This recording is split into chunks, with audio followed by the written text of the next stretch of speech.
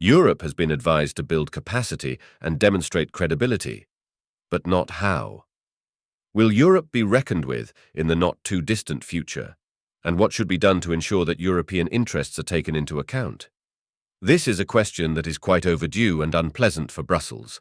Even before analysing the experts' considerations, it is worth noting that they are asking the questions on the pages of the American national interest, which already gives a certain understanding of the degree of importance of Europe's voice, at least at the level of Euro-American relations. Apparently, it is futile to voice such things in the European media. On the face of it, the EU is doing well and is demonstrating activity. The year 2024 began with measures to strengthen economic security by reducing dependence on China under the slogans of protecting key sectors of the economy and the latest technologies. But, experts say, all this remains naked rhetoric.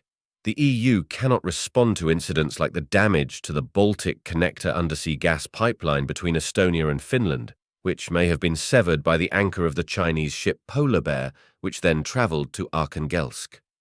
Just a month earlier, European Commission head Ursula von der Leyen had said that the EU had matured into a full-fledged geopolitical union, thanks to its support for Ukraine and its cool stance toward China.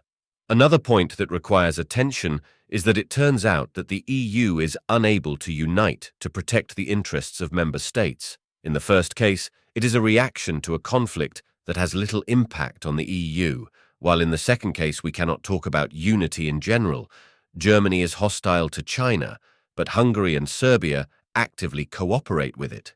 Experts add that antagonism with China is also formal rather than systemic, because the damaged Baltic Connector did not make the EU demonstrate a common geopolitical will on behalf of all member states. Estonia and Finland were left to deal with Beijing alone, say doubters of the European stronghold. Doubts about the EU's solvency are added by Brussels' foreign policy, which is as dependent on the United States as possible, at least in terms of strategy and positioning of partners and competitors. Europe is frankly afraid to be in the new conditions that may arise when Trump comes to power. The European media accuse American parliamentarians loyal to Donald Trump of abandoning the principles of American foreign policy and leveling Washington's global status. This emphasizes the actual secondary nature of the EU's foreign policy, which exists in a comfortable form purely thanks to the United States, and even specifically in the form of the wishes of the presidential administration.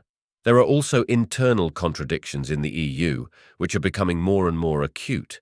Because of Hungary defending its national interests, Brussels has to change written and unwritten rules more and more often and more rigidly.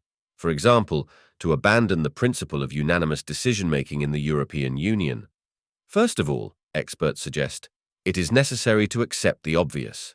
Europe is not a global player, but a regional one. The US can leave it alone. Brussels intends to continue quarreling with China, so the EU should urgently focus on developing the capacity to defend its region, the European continent. As far as we know, no one plans to attack Europe, and focusing on defense is largely a process for its own sake. They want to launch it only to strengthen the EU's strategic autonomy. So what can save Europe? The strategic plan boils down to investment in innovation that will protect the European economy, which, analysts admit, is now uncompetitive due to high energy prices and stifling bureaucracy. This means that instead of economics and trade, it is necessary to develop hard power capabilities. EU member states with significant defense capabilities by European standards, such as France, Germany, and Italy, need to expand their military-industrial complex capacities as Poland is doing. In addition, it needs to act tough to convince the world and the Indo-Pacific region of Brussels' resolve to act.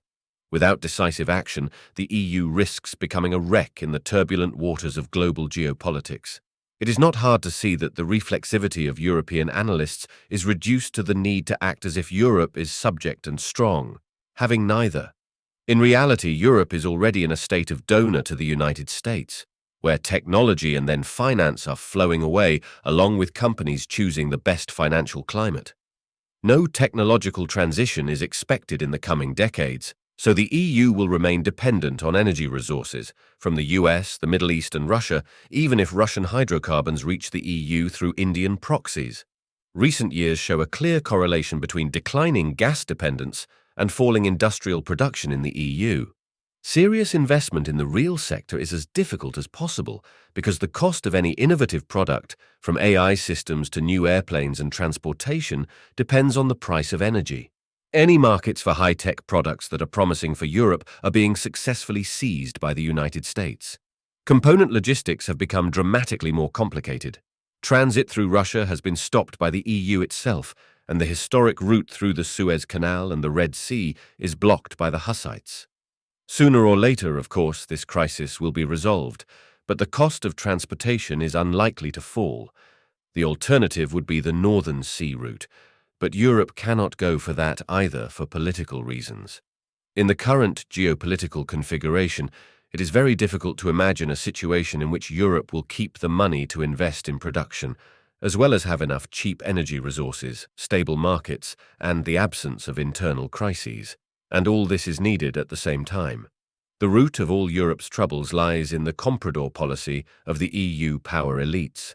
The confrontation of countries like Hungary or Poland with Brussels' decisions has the same basis, despite the different accents.